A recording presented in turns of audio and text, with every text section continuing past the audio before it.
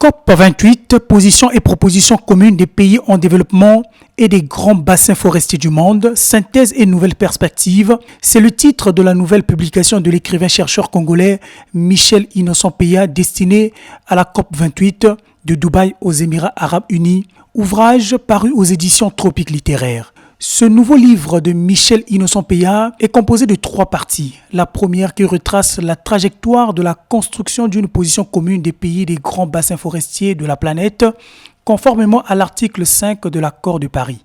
Elle compte 3 étapes. Étape 1, premier sommet africain sur le climat à Nairobi au Kenya en août 2023. Étape 2, sommet sur l'Amazonie à Belém au Brésil en septembre 2023. Étape 3, sommet des 3 bassins à Brazzaville en octobre 2023. La deuxième partie de l'ouvrage portant sur la position commune des pays des 3 grands bassins forestiers de la planète est subdivisée en 4 points. Point 1, la reconnaissance de la place, du rôle, de l'importance et de l'apport des grands écosystèmes de biodiversité et des forêts tropicales dans le salut de la planète. Point 2, la reconnaissance des grands bassins forestiers tropicaux du monde comme des aires de protection de la biodiversité contribuant à la préservation des zones humides et aquatiques. Point 3, la reconnaissance des menaces directes résultant des effets négatifs du changement climatique que subissent le Sud ou les pays en développement. Point 4, la reconnaissance des niveaux persistants de pauvreté, d'insécurité alimentaire, d'inégalité au Sud ou dans les pays en développement. La troisième partie de l'ouvrage, quant à elle, porte sur les propositions communes et les perspectives émises par les pays des grands bassins forestiers de la planète. Il s'agit d'une proposition sur l'accroissement du financement international de la protection et la préservation des forêts tropicales et de la biodiversité dans les bassins de l'Amazonie, du Congo et du Bornéo-Mékong, et d'une autre proposition relative à la création effective et à l'alimentation du Fonds des pertes et dommages dus au changement climatique pour le financement du développement des pays du Sud. Dans cet ouvrage, Michel Innocent Peya rappelle également la tenue à Bonn, en Allemagne, du 5 au 15 juin 2023, des 58e sessions de l'organe subsidiaire des conseils scientifiques et technologiques et de l'organe subsidiaire de mise en œuvre de la Convention cadre des Nations Unies sur le changement climatique. Cette réunion avait rassemblé plus de 4800 participants venus des 4 coins du monde, notamment les délégués des gouvernements, les observateurs, les experts, les peuples autochtones, les communautés locales, les entreprises, les représentants des villes, la société civile, les jeunes et les enfants. Objectif : donner suite aux décisions de la COP27 d'Égypte et préparer la COP28 de Dubaï aux Émirats Arabes Unis. À l'ordre du jour figurait le bilan mondial de l'accord de Paris, l'adaptation, les pertes et dommages, un nouvel objectif de financement. Dans ce livre de 180 pages, Michel Innocent Peya rend hommage aux pionniers de la lutte pour la protection de l'environnement contre le changement climatique et la promotion du développement durable. On peut citer pour l'Amérique latine la Mexicaine Patricia Espinosa Cantelano, ancien secrétaire exécutif de la Convention cadre des Nations Unies pour le changement climatique, le président brésilien Lula da Silva qui a marqué l'histoire dans la lutte contre la déforestation en Amazonie, Raoni Mokketir, surnommé chef indigène Raoni, personnage international clé dans la lutte pour la préservation de la forêt amazonienne et de la culture indigène, Joan Carlin, qui a œuvré à la défense des droits environnementaux et des peuples autochtones. Pour l'Asie centrale, méridionale et du Sud-Est, Narendra Modi, Premier ministre indien très engagé dans la lutte pour l'élimination de tous les plastiques à usage unique en Inde. Pour l'Afrique, on peut citer le professeur nigérian Patrick Godwin Olu, premier lanceur d'alerte en matière de réchauffement climatique depuis 1972 et ancien directeur exécutif de l'Organisation mondiale de la météorologie. La Kenyane Wangari Maathai, militante politique et écologiste surnommée la femme qui plante, et Denis Sassou Nguesso, le président de la République du Congo et initiateur de plusieurs projets tels une école, un champ, un écolier, un arbre, Journée nationale de l'arbre, le PRONA, Programme national de reboisement, le Fonds bleu pour la protection du bassin du Congo, la décennie mondiale d'afforestation, sommet des 3 bassins forestiers de la planète et unique chef d'État africain présent à la COP27 à Madrid en Espagne en 2019. Denis Sassou Nguesso, dont l'engagement, la disponibilité et la détermination témoignaient depuis une quarantaine d'années au service de la cause écologique et environnementale mondiale. C'est dans cet esprit que le 2e sommet des 3 grands bassins forestiers de la planète tenu du 26 au 28 octobre 2023 à Brazzaville a été un véritable moment d'espoir pour l'avenir climatique de la planète. Les dirigeants des pays de ces poumons écologiques avaient reconnu dans leur déclaration que les 3 écosystèmes de biodiversité et des forêts tropicales couvrent un tiers de la surface émergée du globe et abritent plus d'1,5 milliard de personnes. Une position stratégique qui est avantageuse qu'ils entendent défendre à la COP28 de Dubaï aux Émirats arabes unis. Rendre à la terre ce qui est à la terre serait le témoignage le plus vibrant de notre reconnaissance pour l'hospitalité de cette planète qui nous héberge et que nous appelons parfois affectueusement la terre des hommes. Enfin, du présent sommet, il est attendu des actes forts et pertinents qui pourront être portés d'une seule et même voix à la COP 28. La constance du président congolais dans la défense de l'environnement n'a jamais souffert d'entorse. À chaque intervention en matière environnementale, du haut des tribunes internationales, Denis Sassou Nguesso ne manque pas de rappeler les dangers qui guettent la planète. C'est le cas ici à Lyon, en France, en 2012, lors du forum francophone préparatoire à Rio Pulse 20, initié par l'Organisation internationale de la francophonie, forum dédié à la couche juvénile sur laquelle le président congolais portait son attention. Je suis heureux de participer à ce forum parce qu'il est expressément dédié à la jeunesse. Il vous est dédié, à vous jeunes, qui venez d'horizons divers, avec au cœur une volonté commune de porter plus loin un flambeau allumé il y a 20 ans, un flambeau de justice et de partage.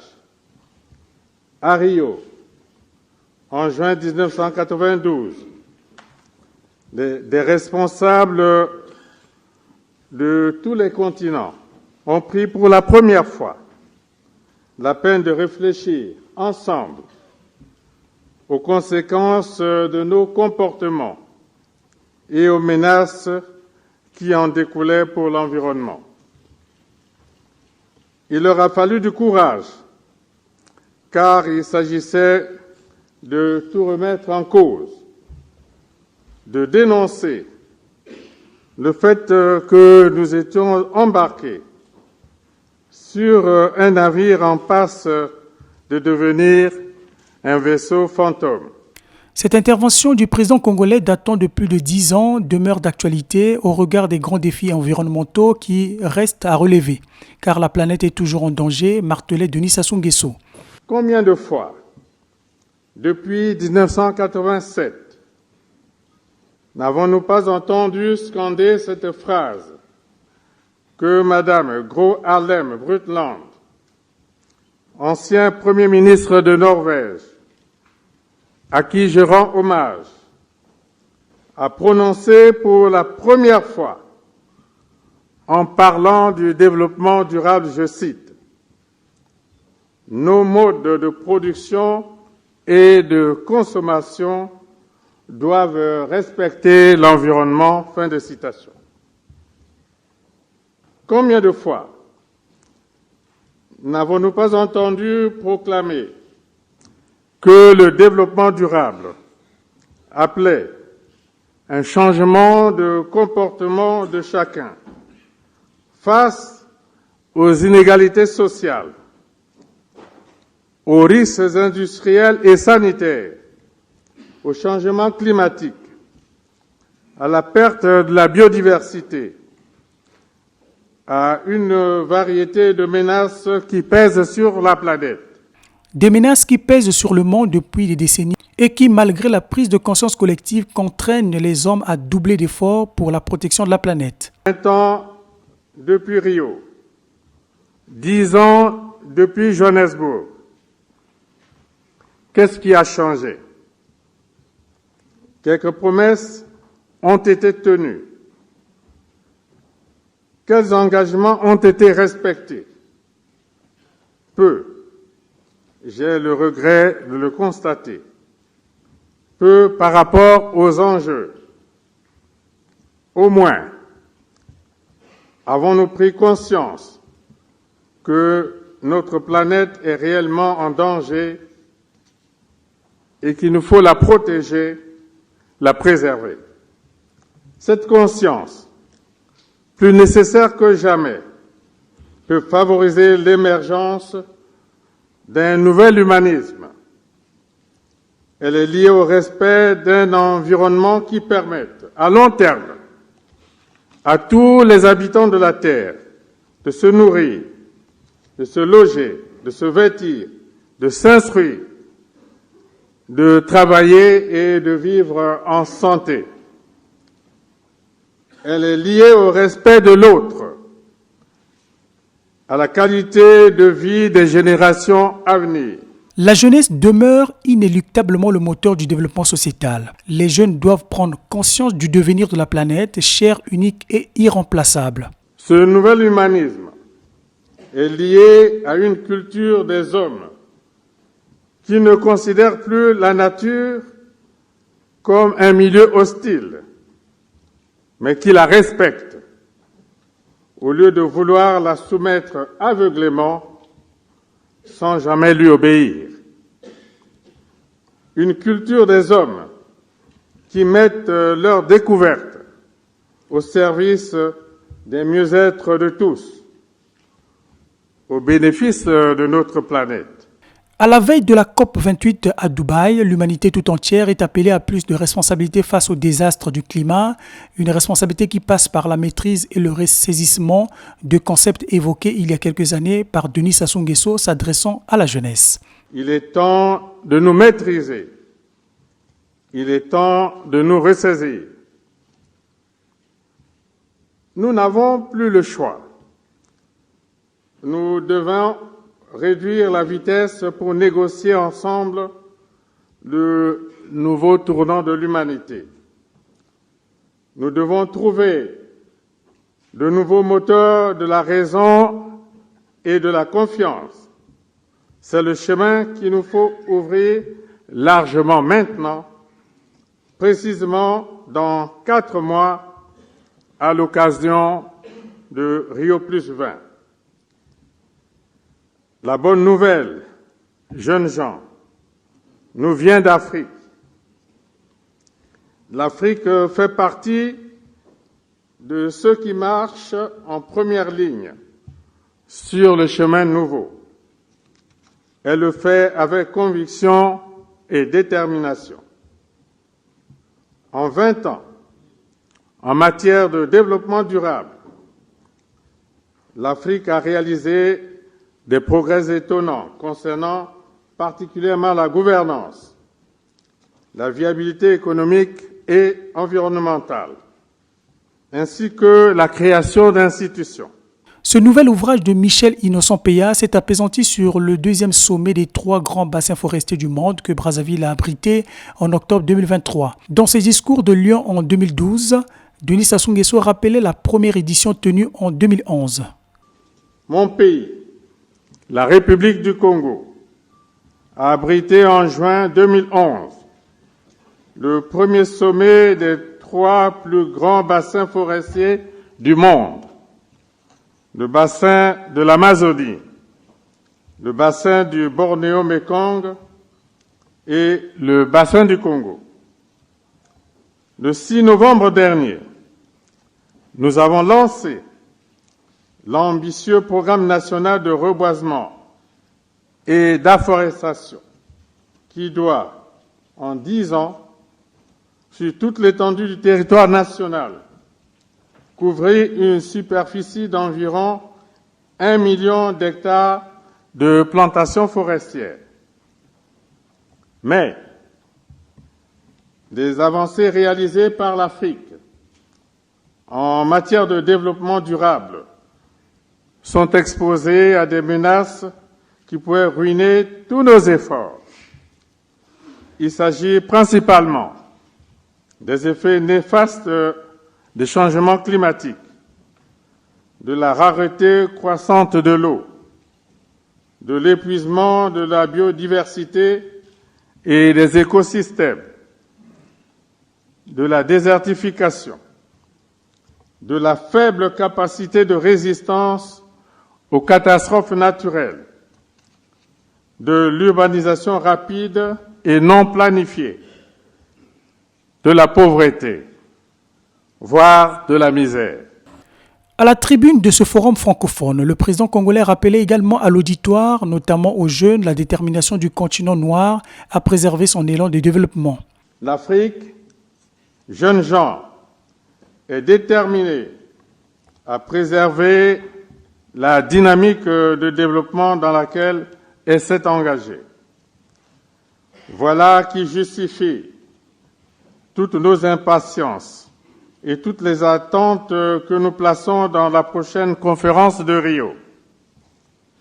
L'Union africaine considère Rio plus 20 comme une occasion supplémentaire susceptible de permettre à l'humanité de placer réellement, concrètement et définitivement le développement durable au cœur de ses priorités.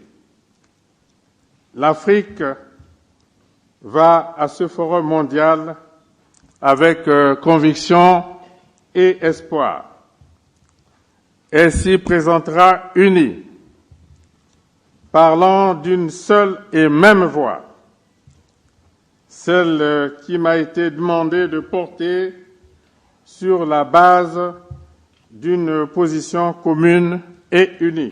Une position commune des pays en développement et des grands bassins forestiers, l'idéal n'est pas nouveau. Dans la perspective de Rio plus 20 en 2012, Denis Sassou Nguesso en faisait déjà son credo et celui de ses pairs africains. Le consensus africain pour Rio plus 20 est construit pour l'essentiel sur la nécessité de promouvoir pour notre continent un nouveau modèle de développement plus ouvert et plus soutenable, qui prenne appui sur l'économie verte comme un moyen de parvenir au développement durable.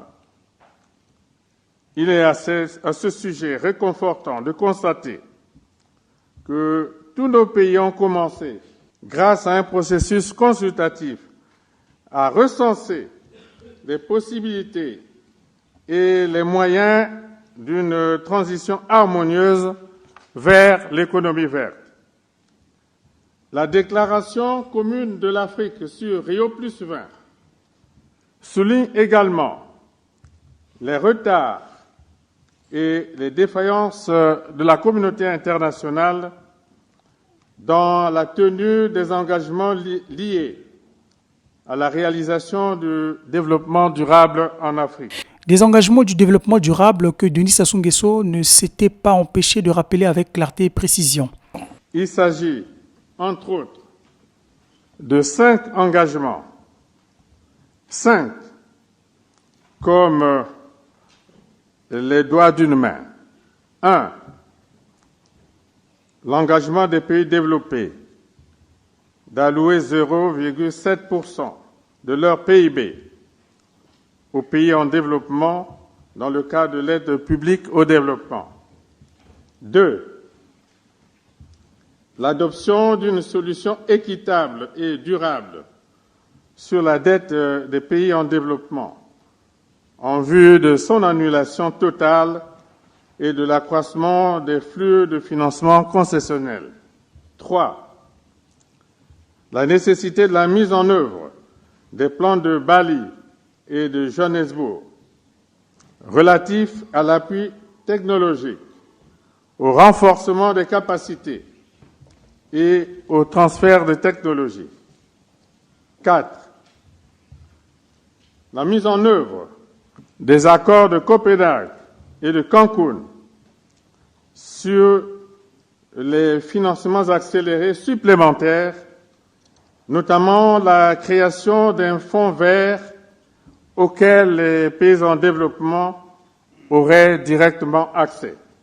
5. Enfin, l'urgente nécessité que la voix de l'Afrique soit prise en compte dans toutes les institutions internationales et dans la gouvernance internationale. La protection de l'environnement mondial demeure un combat collectif, indiquait le président Denis Sassou Nguesso, et la responsabilité de l'Afrique n'est point négligeable. L'importance capitale d'un appui de la communauté internationale à l'Afrique n'exonère pas, loin s'en faut, les pays africains de leurs responsabilités dans la recherche des voies et moyens de leur développement. La position commune de l'Afrique pour Rio+20 a en outre relevé l'importance du cadre institutionnel relatif à la gouvernance internationale de l'environnement. Nous avons de plus en plus besoin d'une organisation des Nations unies spécialisée pour l'environnement, avec un mandat opérationnel clair. C'est ainsi que l'Afrique propose que le programme des Nations unies pour l'environnement devienne une agence spécialisée des Nations unies avec Nairobi au Kenya pour siège. La jeunesse, c'est l'avenir de la planète. Conscient de cette évidence, le président Denis Sassou Nguesso avait instauré une mesure nationale stipulant que le pionnier respecte la nature et la transforme utilement. Il a le respect des biens d'autrui et du bien public. Une formule qui témoigne de l'engagement du président congolais pour le bien-être de la jeunesse, un engagement réitéré dans ce message adressé aux jeunes. Le fait d'avoir dédié ce forum à la jeunesse est une forte interpellation adressée, une fois encore, à l'humanité, afin qu'elle puisse promouvoir un modèle de développement qui cesse de compromettre les chances de survie des générations futures. L'importance de la jeunesse et la place qu'elle occupe dans la vision politique, économique, sociale et environnementale du président Denis Sassou Nguesso sont largement évoquées par l'écrivain-chercheur Michel Innocent-Peya dans l'un de ses multiples ouvrages, notamment Jeunesse et Destin, Jeunes du monde, Monde des jeunes, publié aux éditions L'Harmattan en 2021 et dédié à Edith Lucie Bongo-Ondimba pour ses efforts remarquables en faveur de la jeunesse.